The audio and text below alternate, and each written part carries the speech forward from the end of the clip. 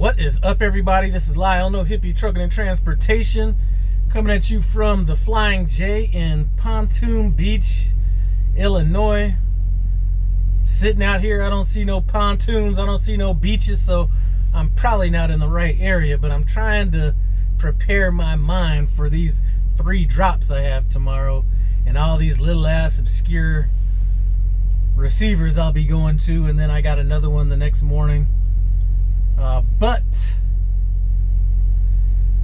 I just got done watching a video by another YouTube channel, Trucking Along with Kearsey, and she did a video basically talking about the 5 things to consider when driving for a micro fleet. So for those of you guys who don't know, at Prime there are drivers that have more than one truck, and they have drivers that drive those trucks for them, and they basically get paid by that fleet owner, which is kind of negotiated. And I just had I'm gonna leave a link to that video in the description below. Run by there and check that video out. Some of this will make some sense if you watch that video, but bang bang, shots fired, baby. No, I'm joking.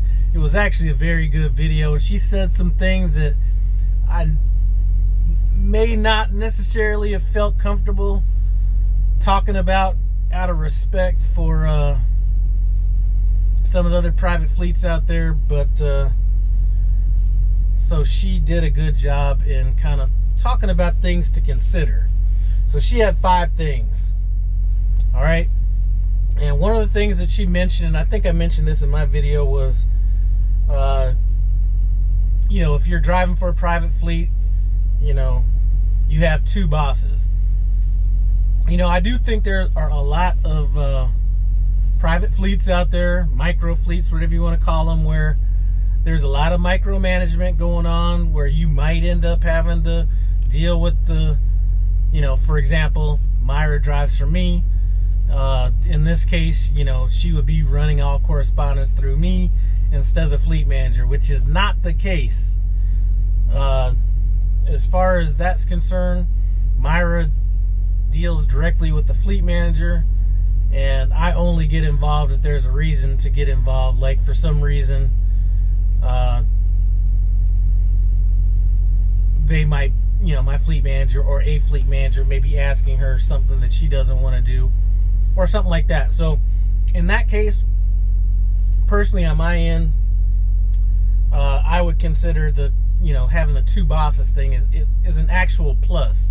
It's a buffer between the fleet manager and her, especially with her, because she's kind of introverted as far as that goes, and I think she's a little uncomfortable with the language barrier, so sometimes that works well. And to be honest with you, I really do not get involved. I stay in my lane, and she has built enough trust in me that it's her truck, run it as she wants to run it. So I can see how some working for some of these other, I hate calling it a fleet owner, you know what I'm saying? To me, that's like a big dick swinging contest, but I'm gonna use it for this video, even though I don't consider myself that, and I don't consider myself a boss, you know what I'm saying? I'm just facilitating, you know what I mean? But I can see how some fleet owners would can be a little bit micromanage-ish, you know what I'm saying? Definitely not the case with me, and definitely not the case with all private fleet people. I think the less experience you have, the more micromanagement might be necessary. You know, I don't have to get involved with, you know, my driver's logs or being late or, you know, any stuff like that. So I'm pretty much hands off, which she likes, because she is definitely not a phone person, let me tell you that. Second thing she brought up was declining loads and how that could impact things. On the company driver side, you know, you can decline loads. I'm not exactly sure what the protocol on that is or how often you could do it or whatever, but she'd mentioned that that was one of the pluses that a lot of fleet owners would say that you have. And that is one of the things that I have on mine. Like I said, driver that's driving my truck is her truck, drive it how she wants to drive it. But there are people that might say that you could do that, but then if the revenue and all that stuff isn't adding up, then that could become an issue. And I think that I would have enough trust with my drivers to where that wouldn't be an issue. The last thing I'd want is for one of my drivers to, well, I only have one driver now, but I would not want them to run loads that they feel uncomfortable doing. But you can decline loads as a company driver, was her point.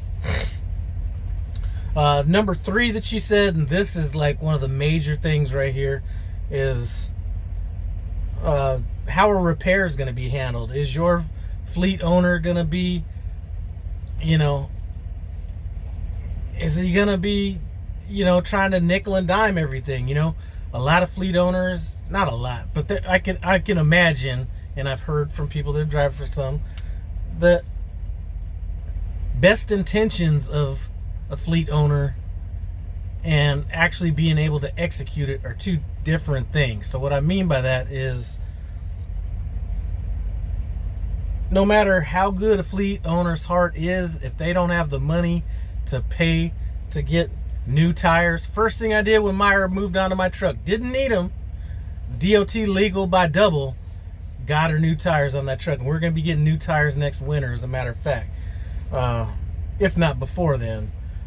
But sometimes somebody's best intention and the wallet just don't coincide with each other. And that was one of the things that I brought up in my video, was I would ask whoever I was planning on driving for, how's your financial stability? Because somebody could be the best person in the world, but if you need to get that repair done on your truck and they ain't got the money, sometimes that could be kind of hard.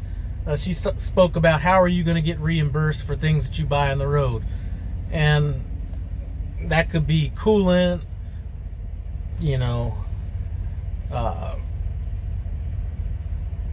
anti-gel, anything that's along those lines. How are you going to get reimbursed on that?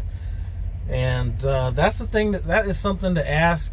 I just thought it was kind of standard that would fall back on the fleet owner, but apparently she's talked to some that is not the case. So definitely, if you're thinking about working for somebody, ask those questions. Truck washes, man, I encourage my driver to get some damn truck washes. Boy, she's out there, that truck looks like straight money sometimes, because that shit is dirty as hell. She can get truck washes whenever she wants. Anything she needs to buy, all she needs to do is send me a receipt. And even beyond that, she doesn't even need to send me a receipt. All she has to do is tell me, I spent this much money on this. Boom, I'll add it to whatever I owe her. And that's kind of how that works. But definitely those are things that you need to ask people. I even would pay for parking. If she ended up having to pay for parking, all you gotta do, send me a receipt. If you ain't got the receipt, just tell me. Boom. Scale tickets, anything like that. How are those things gonna get paid? Proud to say that those are things that I try to take off of my driver's hands. Home time she was mentioning, those are definitely things that you need to talk about with some of these, if you plan on working for a fleet owner. It's easy for me to say my driver could take off as much time as she wants and all that kind of stuff, because my driver is hardcore. You know what I'm saying? But I would not expect my driver to take any less time off than I do if a driver of mine wanted it. Maybe with it, maybe not 3 weeks, shit like that. But hey, if you're staying out 5 weeks, 6 weeks, driver wants to take off a week, 11 days, something like that, go ahead and take that time off. You know what I'm saying? But those are things that you need to ask your, I hate saying fleet owner, man. That sounds like I'm dick swinging like a motherfucker. But anyway, those are things to ask your fleet owner. Home time, because the last thing you want is to, think you got with the perfect fleet owner and they're paying all the money and giving you all the stuff, and then when it comes time to take a day off or take a week off or something like that, they're like, listen, I know you were out 6 weeks, but you need to be out 8 weeks or whatever. All right, I thought my knuckles were getting a little rusty, but those are things to negotiate before you actually get with them. And the truck does have to be profitable, but I think where the disconnect is the truck has to be profitable for future repairs, profitable enough to pay the driver for the miles they drove, and a little bit of money for the person that's taking all the risk. I think that in some cases, from what I've heard, maybe some fleet owners, I don't need to make all the money. I just need to make some of the money. You know what I'm saying? And I try to treat this like I treat people that rent my condo from me. And that is, I could make more money renting to somebody else, or I could raise your rent or whatever, but I don't want to be worrying about somebody moving because they're paying too much rent, or I don't want to have a revolving door because I'm being greedy about all the money. You know what I'm saying? I want loyalty, and loyalty sometimes costs a little bit, so I'm willing to do that. A lot of other fleet owners are willing to do that too, but those are things to ask about. Home time. As far as the pay goes, pay is going to be negotiated. Pay is going to be negotiated between the fleet owner and the driver. Now, one of the things that Kearsey brought up, and that was her number 5 thing, was pay, is you need to understand what company drivers make. So one of the examples she said was, all right, well, what we pay X amount, $1, X amount of cents, and that's basically, I forgot how she put it. We pay lightweight pay for a condo truck. And then one of the things that's not addressed in there are some of those other bonuses that you get in being a company driver. So you might make more cents per mile, which is her point, but you actually make less because you're not getting some of those bonuses. If you're thinking about driving for a micro fleet, I would suggest running over to her channel and leaving a comment. Maybe you guys could have some dialogue so you can at least understand what a normal company driver makes before you get somewhere and think that you're making more than what you're making, or you're thinking you're making more driving for somebody than you're actually making. That was her point. Most of the people that I've talked to, that's not really an issue. Most of the people I talk to are paying more, noticeably more, and the driver that I have came off of she was a company driver for years, so seems like she's happy with the boost in revenue and stuff like that. But these are things that you need to ask yourself about. Are there any incentives? You know what I'm saying? Like I said, mileage or fuel discounts aren't built into, like, if you just go work for a fleet owner. What are the incentives? Do you have incentives? Do you have a incentive for whatever they are? I don't even want to go over all the different incentives and stuff like that, but these are questions to be asking. Like I said, I encourage you to go watch that video. As soon as I saw that video pop up, I was like, oh man, I know this is about to be some bullshit, but it was actually a well thought out video. And anybody that plans on working for me, I probably will send them over to watch that video just so they, first of all, to make them feel more comfortable and understand that, these aren't things that you need to worry about if you're driving with me. But I mean, I think that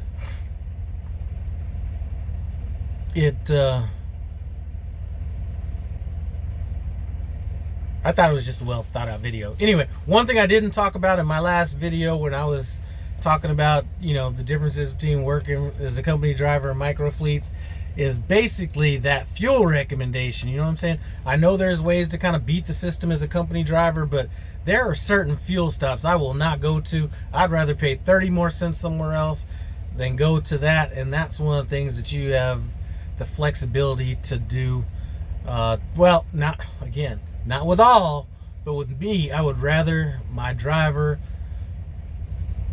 be comfortable doing. As a matter of fact, like I said, it's her truck. Do what you want. If you want to go pay more for fuel, somewhere else and it's more convenient for you, go do that. As long as we're profitable and stuff like that, there's not an issue. And that's not been an issue, because it's not been an issue. But anyway, run by there, check out that video. Kearsey, if you're watching this, I thought it was a well thought out video. I thought I was gonna have to be calling your ass up and dropping some F-bombs on you, but I really thought it was a good video. So that's about all I gotta say about that. I appreciate you guys stopping by No Hippie Trucking and Transportation. As always, comment, subscribe, and I'm out.